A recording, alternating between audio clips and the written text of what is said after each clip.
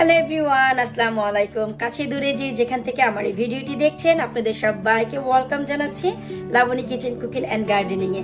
আশা করি আপনারা সবাই ভালো আছেন। আলহামদুলিল্লাহ আমিও অনেক ভালো আছি। গত পর্বে আপনাদের সাথে শেয়ার করেছিলাম টার্কিশ কোফতে কিভাবে বানাতে হয়, কিভাবে ডিপ ফ্রিজ করতে হয়, আর সেই কোফতা আবার কিভাবে আপনারা গুণগত মান অক্ষুণ্ণ রেখে হোটেলের স্টাইলে যেভাবে আমরা শপে বসে খাই সেভাবে খেতে পারেন, তাই আজ আপনাদের সাথে শেয়ার করব।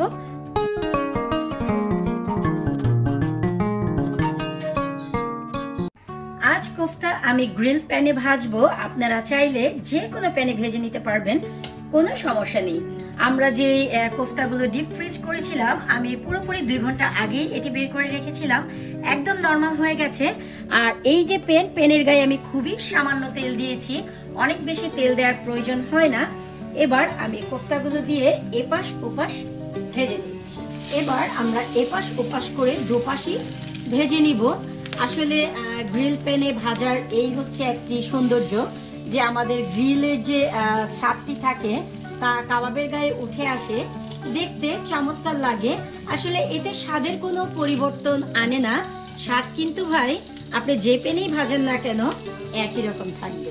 তো ঠিক একইভাবে আমি অপোজিট সাইডটিও ভেজে নিচ্ছি।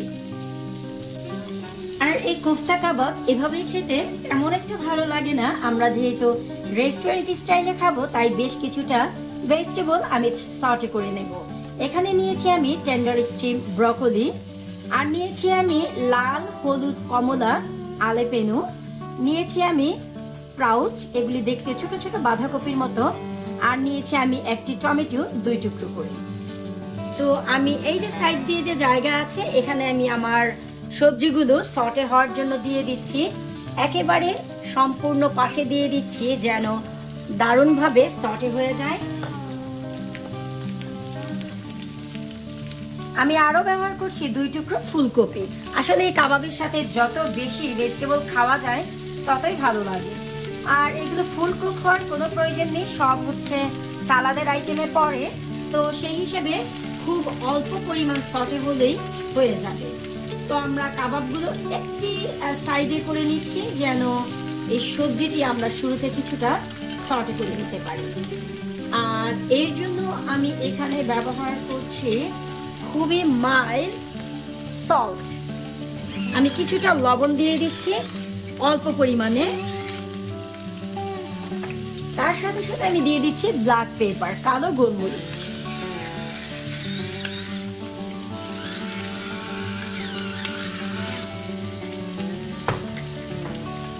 এবার আলতো করে একটু মিশিয়ে নিচ্ছি। আমাদের সবকিছু ভেজে নেওয়া হয়ে গেছে, এমনকি সবগুলো সবজিও আমাদের সটে হয়ে গেছে। এবার চলে যাচ্ছি পরিবেশনে। আমাদের টার্কিশ কোফতের প্লেট একেবারেই রেডি। তারপর আমরা কিছুটা সৌন্দর্যের জন্য সাইডে কিছুটা পেঁয়াজ রেখে দিচ্ছি। কাবাবের সাথে পেঁয়াজ কিন্তু দারুণ যায়। এবার হচ্ছে একটু ঘুরে টুরে দেখে আসার পালা যে আমাদের কাবাবটি আসলে কেমন হয়েছে। তো চলুন, একটু গরম, তারপর আমি একটু ভেঙে দেখি। আশা করব আপনারা দেখে বুঝতেই পারছেন কাবাবের ভেতরে কত দারুণভাবে আশ আশ একটি ভাব আছে। আর আমরা যে বেকিং সোডা ব্যবহার করেছিলাম এবং লেবুর রস, এই কারণে কিন্তু আমাদের এই আশ আশ ভাবটি রয়ে গেছে। আর পুরোপুরি আমাদের কাবাবটি কুক হয়ে গেছে, আশা করি আপনারা দেখে বুঝতেই পারছেন। ওয়াও, এত কষ্ট করে বানিয়েছি, ভাবলাম অফ ক্যামেরায় কেন আমি লুকিয়ে লুকিয়ে খাবো, আপনাদের সাথে নিয়েই খাই আর আমি আপনাদের বলি যে খাবারটি কেমন হয়েছে। একেবারে এ ক্লাস।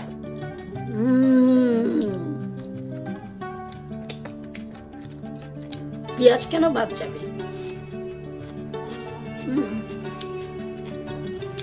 অসাধারণ।